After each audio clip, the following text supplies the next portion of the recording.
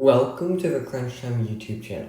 Today I'm going to be doing a video on Reggie Jackson and his impact he's had for the Clippers this postseason. I'm going to be doing a film analysis, looking at a few plays he's had in these last two series against the Jazz and the Phoenix Suns, and just me breaking them down and just showing how Reggie Jackson has been able to expose defenses and really become one of the best playmakers and emerge as almost a star in this playoffs. So let's get right into the video.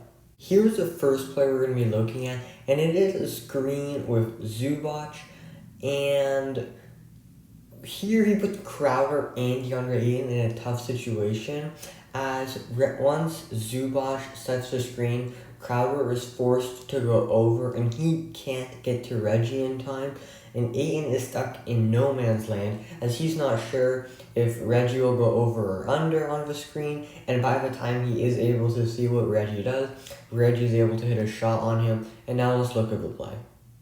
We see here, Reggie goes over, and he's able to hit that shot over DeAndre Ayton. This next play is going to show how Reggie has been dominant on iso ball, and this is with his ability to drive to the lane and hit a bucket there, and also to just hit a three on a one-on-one coverage.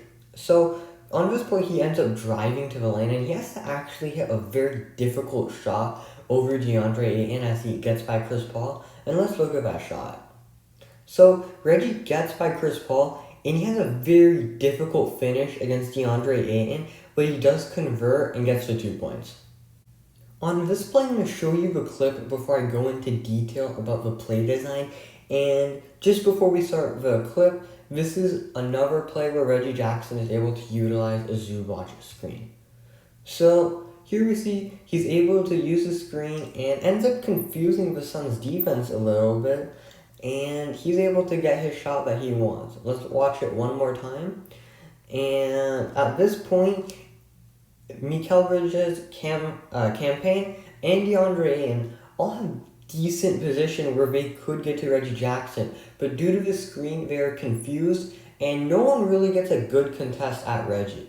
So now let's look at the play design. This play really shows the miscommunication that happens with the Suns defense and what goes wrong. Mikal Bridges never really commits to Reggie Jackson. Well, that does make sense because he does have Paul George at the top of the key, and you do have to be careful of him. That's not really his fault, but the miscommunication between DeAndre Ayton and Campaign to decide who's going to get the roller in Zubac and who's going to get Reggie Jackson really shows how he's able to use the pick and roll in such a way where we see players like Luka Doncic use it to confuse the defense and get favorable matchups. This play is a little less about what Reggie Jackson can do on offense and more of how what the Clippers have done in general on defense. I just felt I had to include this clip because the way they've been able to frustrate Devin Booker in a majority of the games in this series has been a huge reason why we're still in the series, and it's a game 6 today in LA. So this clip just shows the Clippers have active hands and are always ready for a deflection, a steal, on everything. So we see Booker driving to the lane, and he ends up getting stuck, and he looks for a pass, and let's look at the clip.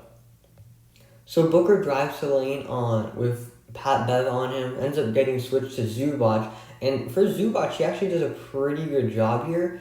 But look at Booker. He has nobody to really pass to other than whoever is at the top of the key, Campaign.